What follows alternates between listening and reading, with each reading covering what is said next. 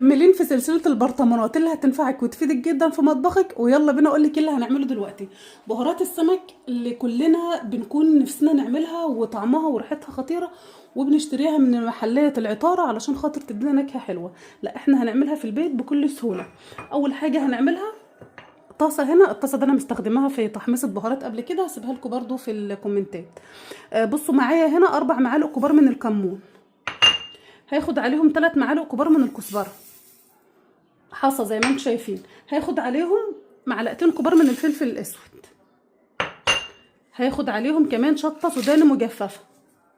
خلاص، بصوا بقى، هاخد عليهم معلقه كبيره من الثوم البودر، معلقه كبيره من البصل البودر، هاخد عليهم معلقه كبيره من بسم الله الرحمن الرحيم الكركم.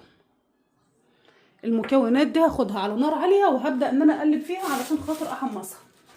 هتقلبي فيها بالراحه، واهم حاجه على نار هاديه عشان خاطر مش محتاجه المكونات بتاعنا تتحرق، محتاجاها تتحمص تحميصه بسيطه. وبعد ما حمصناهم بالشكل ده هحط لك بقى المكونات الاساسيه في تتبيله السمك. هتنقل البهارات دي في حته عشوميه. تعالي هقول لك. معايا هنا شبت مجفف، انا اللي جففته في الفرن، ولعته الفرن سخن وبدات احطه فيه. وكمان معايا قشر ليمون مجفف. المكونات دي اساسيه في تتبيله السمك. هتقولي معلقه كبيره من الشبت المجفف ومعلقه كبيره من قشر الليمون المجفف. اهو المكونات دي. بصوا قشر الليمون بيتكسر معانا، وكمان على فكره ده حاطه معاه قشر يوسفي. بصوا تكسير الطريه شيليها، اهم حاجه انا عايزه المتكسره معانا. هقلب بقى المكونات دي على بعضها بالشكل ده وفي الكبه بتاعه الخلاط، وهبدا اضرب التوابل كلها مع بعضها. بسم الله بسم الله.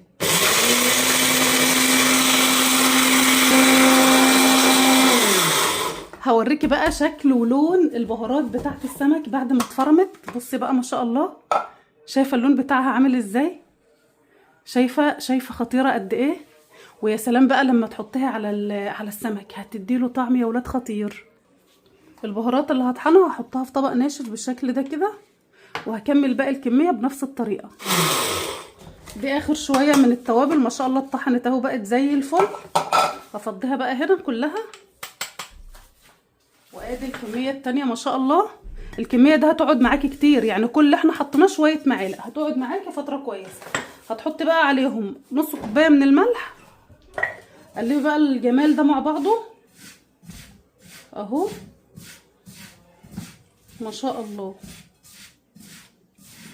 اهم حاجه يا رب اللي تحط اللايك للفيديو بتاعنا ده يرزقنا واياكم فرحه كبيره يا رب يتعجب لها اهل السماوات واهل الارض. هتجيبي برطمان ناشف ونضيف، وهتحطي فيه التوابل بتاعتك. بسم الله. وده هيكون شكل البرطمان بتاع بهارات السمك. ما شاء الله، شايفه الالوان، شايفه البهارات شكلها عامل ازاي؟ باقي الكميه هتتحط في برطمان تاني، وبكده اكون عملت معاكي بهارات السمك. بطلي تشتريها من بره واعمليها في